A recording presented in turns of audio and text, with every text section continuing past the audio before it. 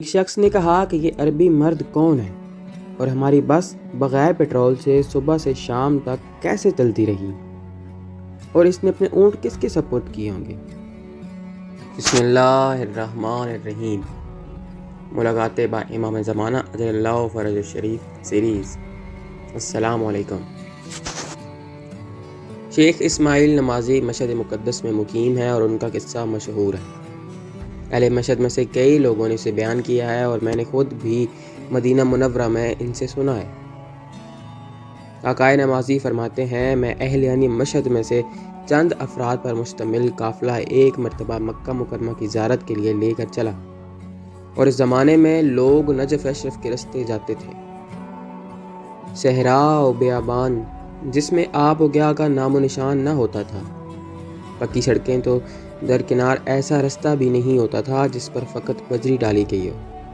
صرف چند لوگ جو راہ شناس تھے مخصوص علامات کے ذریعے رستہ تلاش کرتے تھے، رہنمائی کرتے تھے، تیل و پانی وغیرہ کا کافی مقدار میں اپنے ساتھ لے کر چلتے تھے تاکہ رستے میں نہ رہیں۔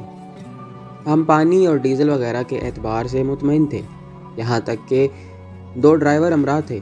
مسافروں کے پاس غذا اور پانی کافی مقدار میں ہمراہ تھا۔ ہم اپنا راستہ لیے ہوئے چلتے جاتے تھے۔ ان دونوں ڈرائیوروں میں سے ایک آدمی متقی نہیں تھا۔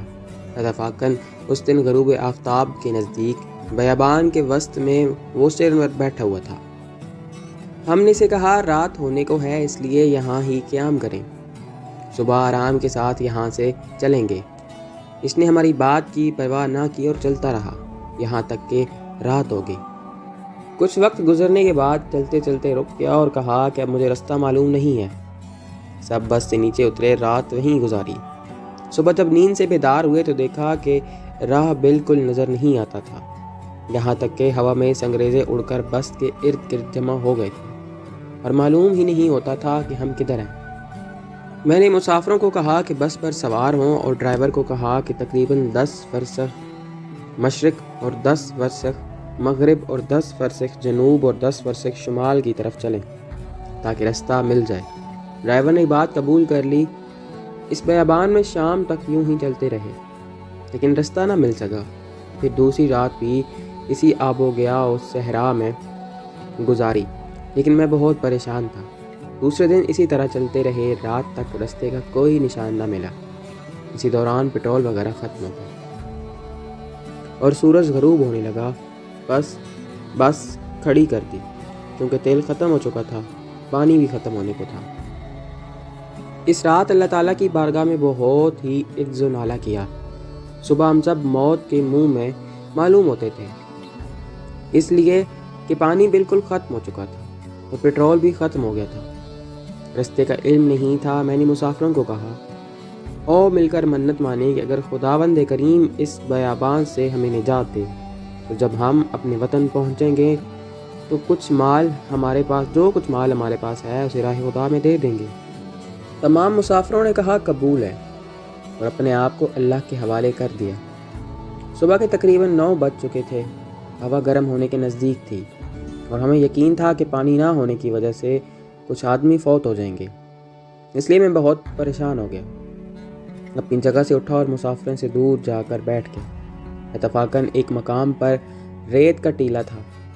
میں اس کے پیچھے جا کر بیٹھ گیا اور بہتے ہوئے آنسوؤں کے ساتھ آہو فریاد کر رہا تھا، یا بساہل المہدی ادرکنی، یا صاحب الزمان ادرکنی، یا حجت ابن الحسن ادرکنی۔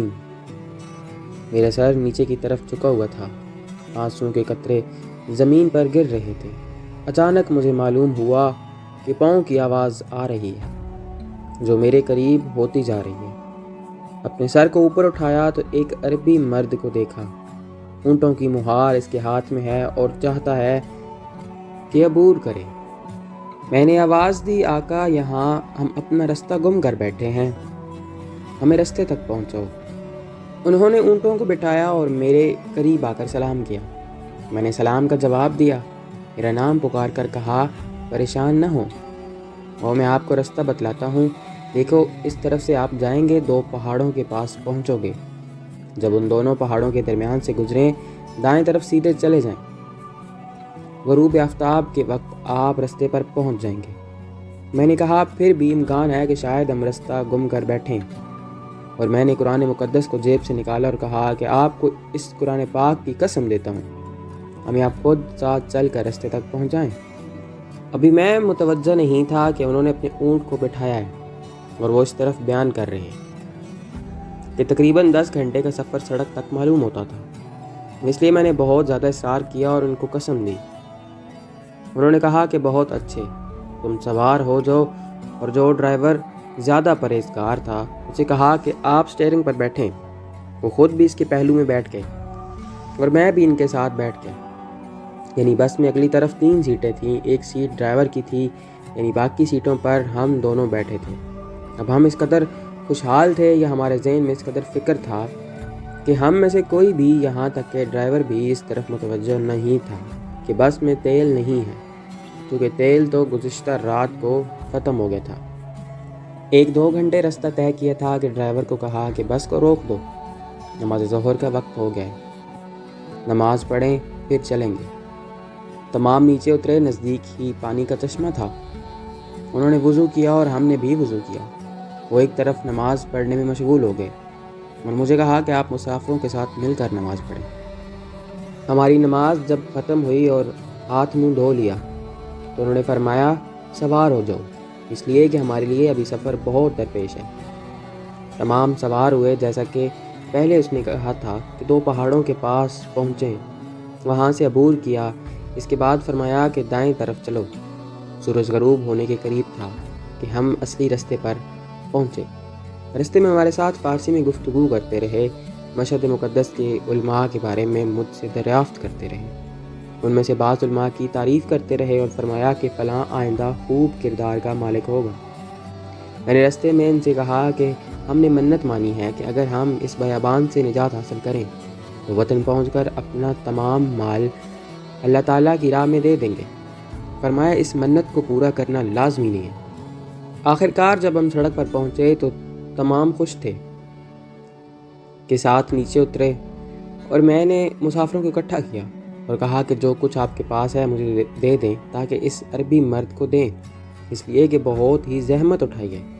انہوں نے اپنے اونٹوں کو بیابان میں بٹھایا ہے اور ہمارے ساتھ آئے ہیں۔ اچانک مسافر خواب غفلت سے بیدار ہوئے اور کہا واقعاً یہ مرد کون ہے اور کیسے واپس جائے گا؟ دوسرے نے کہا کہ بیابان میں اس نے اونٹ کس کی سپرد کیے ہیں؟ تیسرے نے کہا ہماری بس میں پیٹرول نہیں تھا، یہ تمام رستہ صبح سے غروب تک کیسے پہنچی؟